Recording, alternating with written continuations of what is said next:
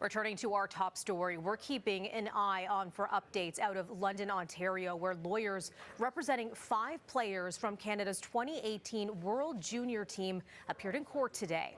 Dylan Dubé, Cal Foote, Alex Formanton, Carter Hart, and Michael McLeod have all been charged with sexual assault in an incident that allegedly took place in a London hotel in 2018. It was reported to London police when it allegedly occurred, but no charges were laid at the time.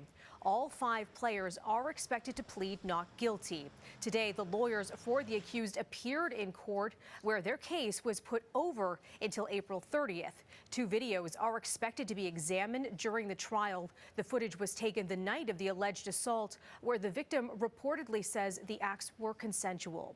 Catherine Marshall, a lawyer with Levitt Shake, joins us now to discuss the legalities surrounding this case. Catherine, we know officers in London investigating the case on the allegations of sexual assault. That happened in 2018, but they didn't press charges at the time. I'm wondering what might have changed between then and now. I think public pressure and public outcry. I firmly believe that had there not been public exposure on this case caused by the civil suit that the victim filed, these charges never would have been pressed. And I think the London police really need to answer to the fact that they initially investigated this alleged crime and then they closed their file without any charges. So they should explain to the public today what changed on their end of things, because I think that there's been a really big failure in the police system here when I look at the fact that there weren't charges initially laid. Yeah, we're talking about 6 years later now. I wonder if you were in that news conference that's coming up today. What question would you ask police? I would say, why did the investigation close way back 6 years ago without any charges being pressed? You've got a young woman. She says she was gang raped by 6 hockey players in a hotel room. Why were there not sufficient grounds to press charges?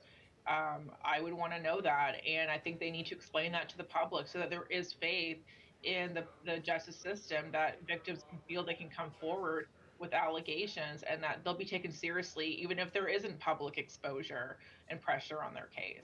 We've heard there are 2 video recordings in this case. How will they be part of the proceedings? So what's going to happen is the defendants are going to get disclosure. So the Crown is going to show them, what evidence they have in their possession.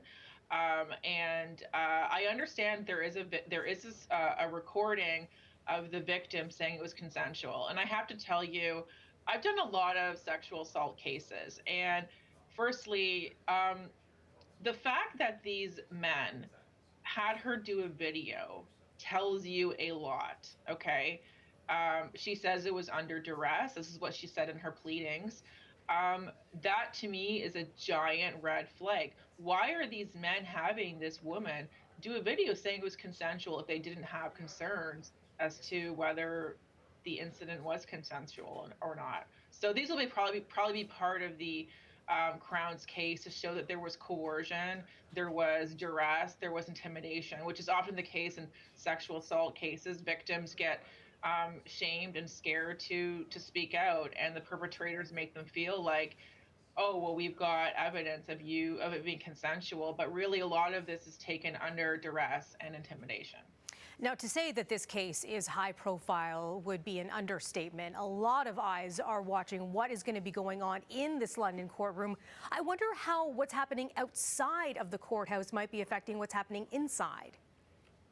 It's very high profile. You look at the defendants, many of them are playing in the NHL. They're making millions of dollars.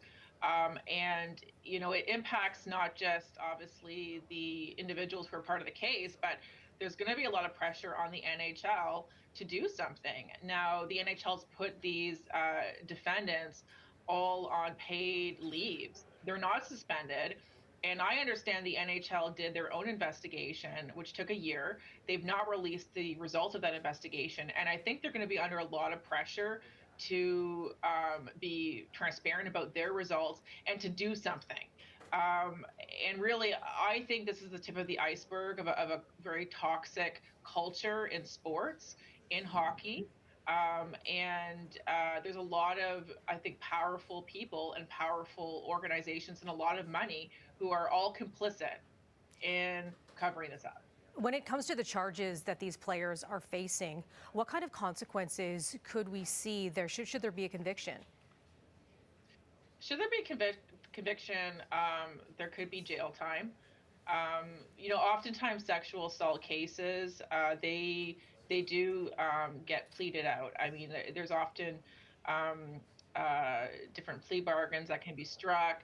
But I think these young men, if they get convicted, are going to be looking at jail time. There's going to be a lot of pressure on the court system to make sure that they are setting an example, obviously knowing that people are looking at this case.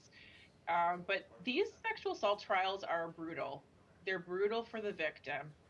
And oftentimes the victim's reputation and behavior becomes under scrutiny. But I have to tell you, I personally believe women because there's no good reason for anyone to ever make up a sexual assault allegation. It is a brutal system.